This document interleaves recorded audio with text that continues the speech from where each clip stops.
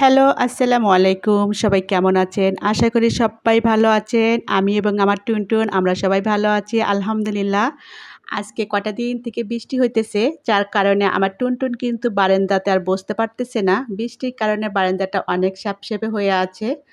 আর বৃষ্টি থামার কোনো নামই নাই। এখন একটুখানি বৃষ্টি থেমেছে যদিও, তারপরেও কিন্তু আমার টুনটুন এই যে আমার সেলাই মেশিনটার উপরে বসে আছে। আর বারান্দার অবস্থাটা দেখেন একদম নাজেহাল। একদম ভিজে স্যাঁতসেঁতে হয়ে আছে। আর বৃষ্টি হলে সাধারণত এমনটাই হবে, এটাই স্বাভাবিক। তো আমার বারান্দার বাগান কিন্তু আমার কাছে অনেক ভালো লাগে। আমার যখন মন খারাপ থাকে তখন কিন্তু আমি বারান্দায় বাগানে এসে বসে ১ কাপ চা খেলে আমার মনটা অনেক ভালো হয়ে যায়। আপনাদের কাছে কেমন লাগে সেটা অবশ্যই কমেন্টে জানাতে পারেন। আর আপনারা যারা আমার YouTube চ্যানেলটাকে দেশ এবং দেশের বাহির থেকে এই মুহূর্তে দেখছেন তাদেরকে অসংখ্য ধন্যবাদ জানাই। আজকে কিন্তু আমার পরিবারের জন্য খুব সাধারণ একটা রান্না করছি। প্রতিদিনের মতোই ঘরের কাজ, রান্না আর সংসারের ব্যস্ততা এসব নিয়েই কিন্তু আমার দিনটা কেটে যায়। ভাবলাম কাজ করতে করতে আপনাদের সঙ্গে একটু গল্প করি। আমরা অনেক সময় ভাবি জীবনে বড় কিছু পেলেই বুঝি সুখী হব।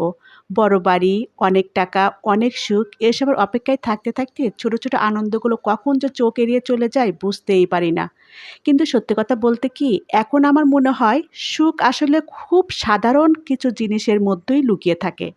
যেমন সকালে ঘুম থেকে উঠে সুস্থভাবে দিন শুরু করতে পারা, পরিবারের জন্য নিজের হাতে রান্না করা, সবাই একসঙ্গে বসে খাওয়া কিংবা বারান্দার গাছগুলোর নতুন পাতা দেখতে পাওয়া, এসব তো আল্লাহর অনেক বড় একটা নিয়ামত। আমার টুনটুনকে দেখলেও মন ভালো হয়ে যায়। ওর ছোট ছোট দুষ্টুমি, একটু আদর চাওয়া এসব মুহূর্ত দিনের ক্লান্তি অনেকটা দূর করে দেয়। তখন মনে হয় সুখ সবসময় বড় কোনো ঘটনা নয়, অনেক সময় ছোট ছোট মুহূর্তে আমাদের সবচেয়ে বেশি আনন্দ দেয়। আমরা অনেকেই অন্যর জীবন দেখে ভাবি তারা হয়তো খুব সুখে আছে, কিন্তু আসলে প্রত্যেক মানুষের জীবনেই কিছু না কিছু পরীক্ষা থাকে। তাই অন্যের সঙ্গে নিজের জীবনের তুলনা না করে নিজের জীবনের ভালো দিকগুলো দেখার চেষ্টা করলে মন অনেক শান্ত থাকে। আমিও নিজেও প্রতিদিন শিখছি যা আছে তার জন্য আল্লাহর কাছে শুকরিয়া আদায় করতে, কারণ কৃতজ্ঞতা মানুষকে মানসিকভাবে আরও শক্ত করে তোলে। আপনারাও আজ একটু ভেবে দেখুন তো, আজকের দিনে এমন ৩টি ছোট সুখের মুহূর্ত ছিল কি, যার জন্য আপনি আল্লাহর কাছে শুকরিয়া আদায় করতে পারবেন? কমেন্টে জানাবেন। আমার কমেন্ট পড়তে অনেক ভালো লাগে। আজকের রান্নাটা শেষ হলে আমরা সবাই একসঙ্গে খাবো। এটাই আমার কাছে অনেক বড় আনন্দ। আল্লাহ যেন আমাদের সবার ঘরে শান্তি, ভালোবাসা আর বরকত দান করেন। আমিন। আজকের ভিডিও যদি আপনাদের ভালো লাগে তাহলে একটি লাইক দিয়ে পাশে থাকবেন। নতুন হলে কেয়াস ডেইলি ব্লগ চ্যানেলটি সাবস্ক্রাইব করে বেল আইকনটি অন করে রাখবেন, যাতে পরের ভিডিওগুলো সহজেই দেখতে পাবেন। আর দেখুন না, আপনাদের সঙ্গে গল্প করতে করতে আমার রান্নাটা কিন্তু প্রায় শেষের দিকে। আমি এখান থেকে আরেকটা ভাজা মাছ দিয়ে দিব, কারণ সবকটা দিব না। আমরা পরিবারের সদস্য মোট ৪ জন।